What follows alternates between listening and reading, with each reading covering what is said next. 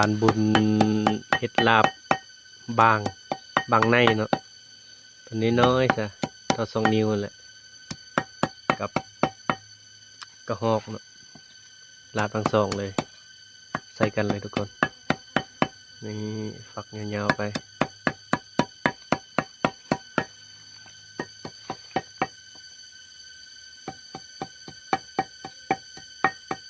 นี่หน้าที่เราเห็ดออกก่อนเห็ดตาพร้อมเห็ดปวกเนี่ยด้วยเห็ดปวกนี่ใส่ออกนี่วะเนาะก็แซ่บคือกันเนาะบ่เห็ดแก้วแหละจะเอาเห็ดปวกนี่ใส่นี่เลยเนาะจังแซ่บทุกคนนี่ได้น้อยนึงเห็ดปวกก็ได้กันแก้วกับพอดีแก้วนึงแต่เอาใส่นี่เลยเนาะ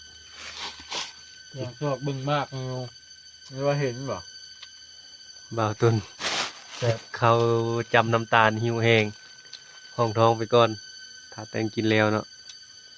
แต่งกินแล้วกินแซ่บๆกินลาบกับอ้อนี่ทุกคนการปรุงกระบุยอย่างมากมายเนี่ยแบบเก่าคือเก่าแรกใส่หัวสีไข่ลงไป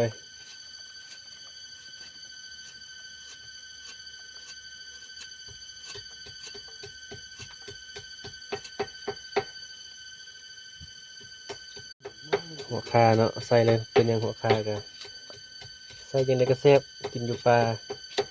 ถ้ากินอยู่บ้านเนี่ยบ่ใส่แล้วหัวคา คนละเรื่องเดี๋ยวกินอยู่ปลานี่ใส่ได้เบิดพอตัวนี้ใบนี่บ่ใส่แล้วเนาะนี่ตามโดยเผ็ดดิบซอยใส่เลยเนาะ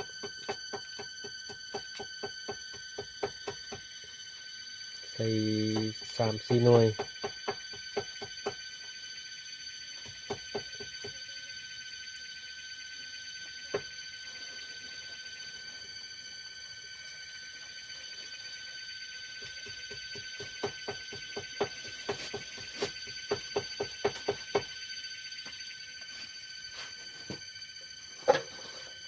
เติมด้วย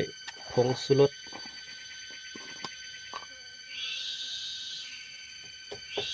ใส่ลายแซ่บลาย